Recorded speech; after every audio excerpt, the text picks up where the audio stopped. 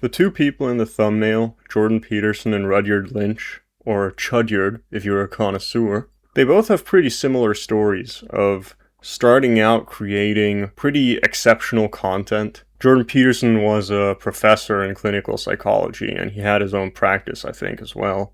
And Chudyard was, I think he's literally the same age as me, and he sounds kind of similar to me too. He was just making history videos. He started out with just alternate history videos, and then he started making more serious content as time went on.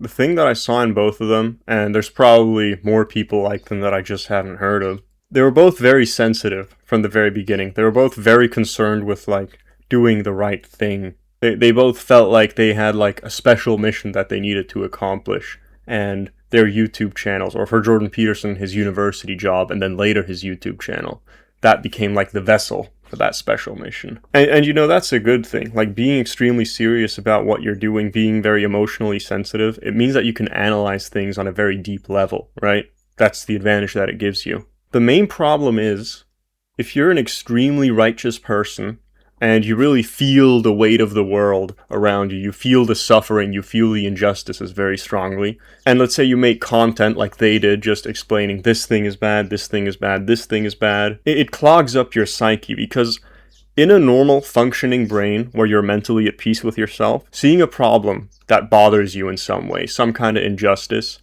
it has to actually lead to you doing something about it, right? And that's the emotional reward, right? The initial negativity of seeing something that you don't like, something that bothers you, like, on a deep level, it gets resolved by the act of doing something about it. And that gives you, like, this extremely euphoric feeling, right? That's what balances out your psyche in the end. And you see where I'm going with this, right? Because if your whole livelihood, your whole way of existing is all about just talking about things, it's just about endlessly identifying one problem after another, but just hoping that someone else is going to fix it, of course it slowly drives you insane. Because you only get the negativity, but you never get the resolution, right?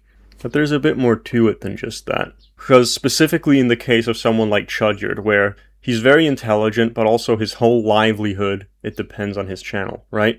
If his channel doesn't succeed, he has to get just a basic job as a laborer, and he's going to be treated even worse than, you know, the normies that are working those kinds of jobs, because everyone at that job is going to feel that, you know, he's a bit weird, he's a bit different from them, right? So it would just be a miserable experience. And when you depend so totally on saying words on the internet, I don't know, I feel like it has to do something to you, because I know I could never live like that. I feel like you would be driven by this constant fear of upsetting your viewers, because you have to go on forever, right?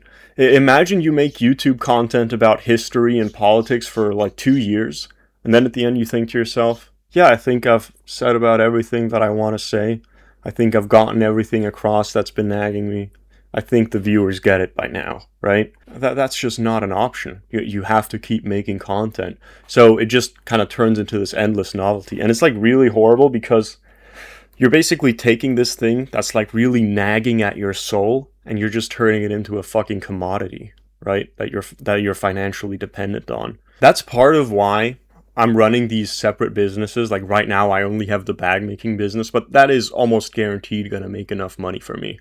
If I was relying on this shit instead to make money, like, I already know it would drive me insane, because it puts you in such a position of uncertainty. I need something else. I need some kind of psychological anchor that gives me the confidence to make whatever content that I want, right? Even if I expect people to dislike it. There's also the factor of, it puts you in a weird position. You have to get used to behaviors that are very unnatural. Like, I don't think it's healthy, for example, for me, that I'm getting used to monologuing into a camera, and that being like my main way of interacting with the outside world. Like I'm gonna stop this YouTube thing the second I can, right? This is just a means to an end for me. But it's ingraining really, really bad habits, because let's say you have a Patreon as a content creator, and that's 30, 50, 60% of your income. You think you're gonna talk to your patrons in a way that's natural? You think you can actually be friends with them?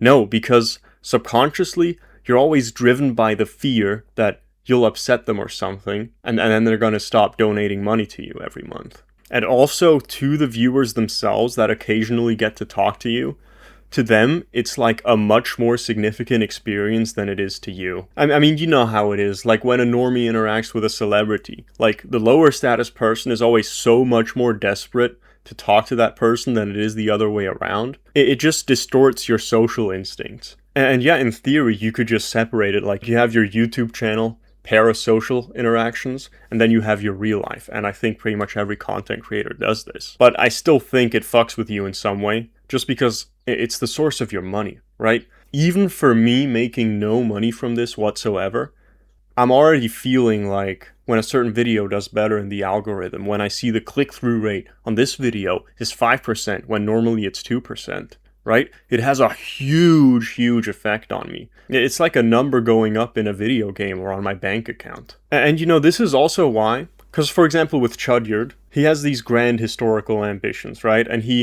a few times he tried to create a community in order to make his big plans a reality, I'm guessing. I had a look at that one time. I like joined his, Discord clone, let's say.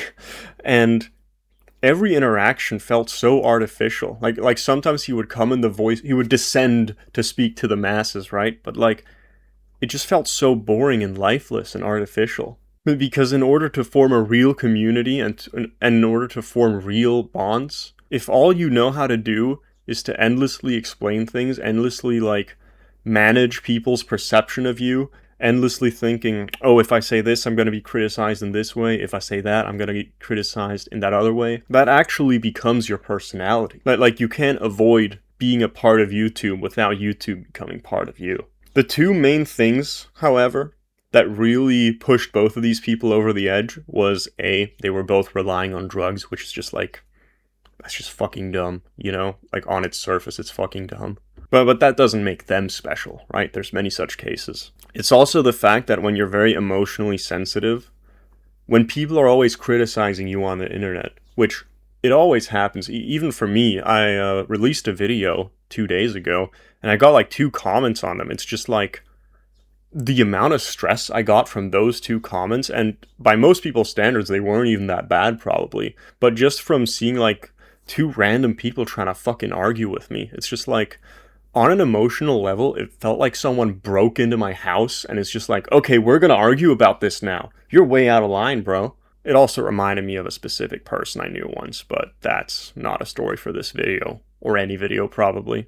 But either way, it's almost worse than that, because if a person actually broke into my house, I would know exactly what to do. Like, I would probably feel fucking excited about it. Like, that's usually what's happened in my life whenever I've been in a dangerous situation. I would probably think, oh, fuck, I get to beat the shit out of this guy trying to break in, and the police won't even put me in jail for it because it's self-defense, right? But if it's just on the internet, what do? What do I argue back with that person? That's a horrible idea.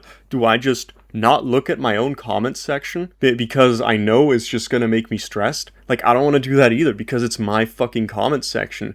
And if I'm just constantly, if it's like nagging me in the back of my mind, oh, if I look there might be something that really stresses me out. It's just like, I don't want to play these mind games with myself, And then there's also the fact that I was like worrying, if I turn off the comments section because it's just bothering me too much, aren't people gonna get mad? Isn't this like censorship?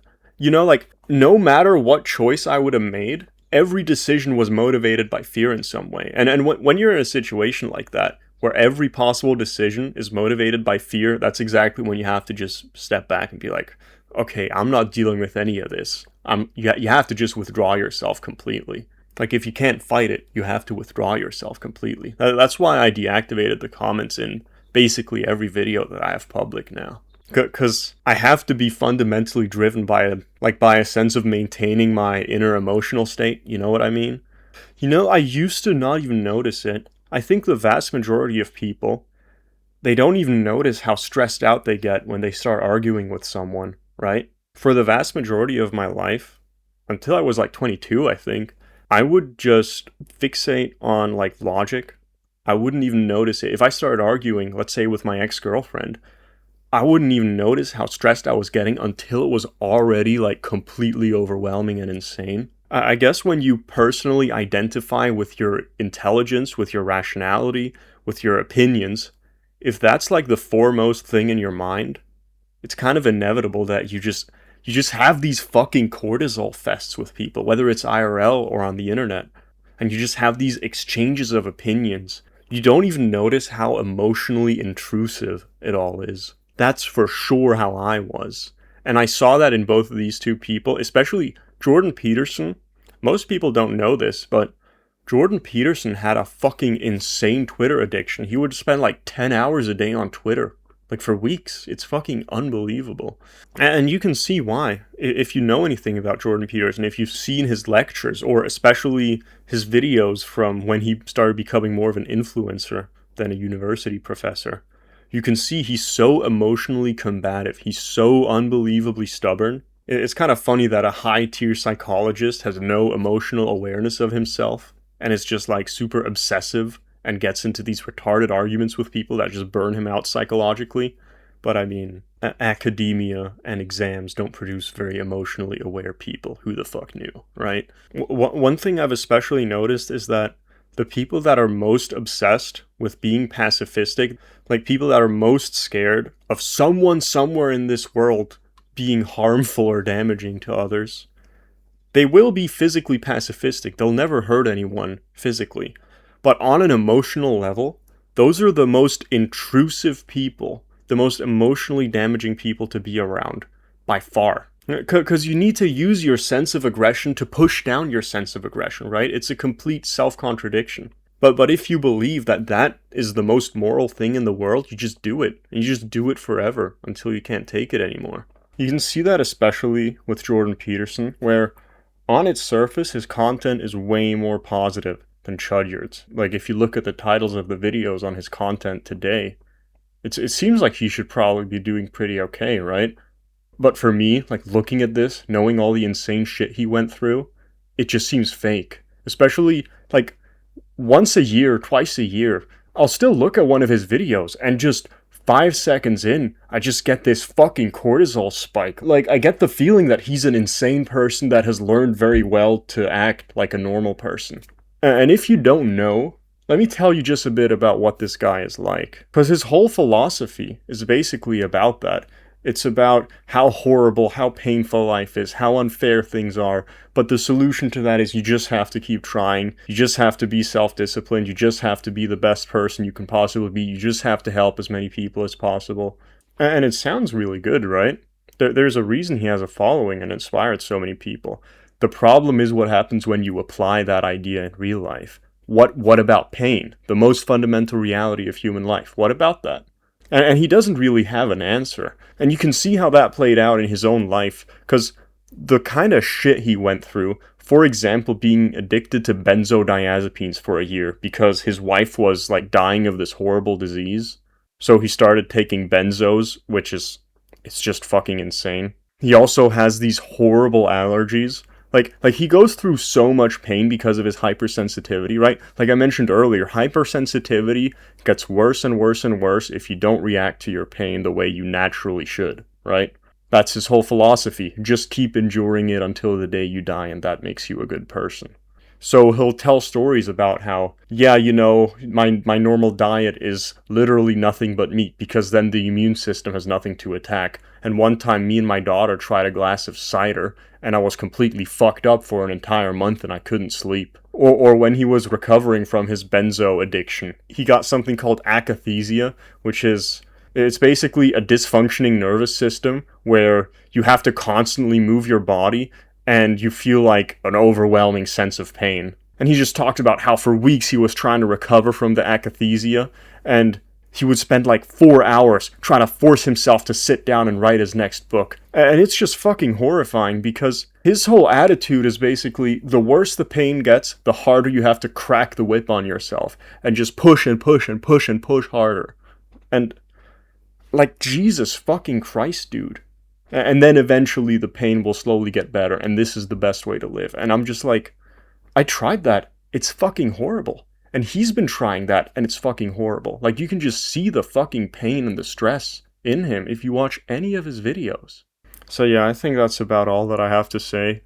Honestly, this is the most depressing video, hopefully, that I'll make at any point, because it just hurts me, like, seeing these people that I once admired just turn into these fucking caricatures of themselves. It's really painful. But a gentleman can learn from these things and not repeat their mistakes. So there's that.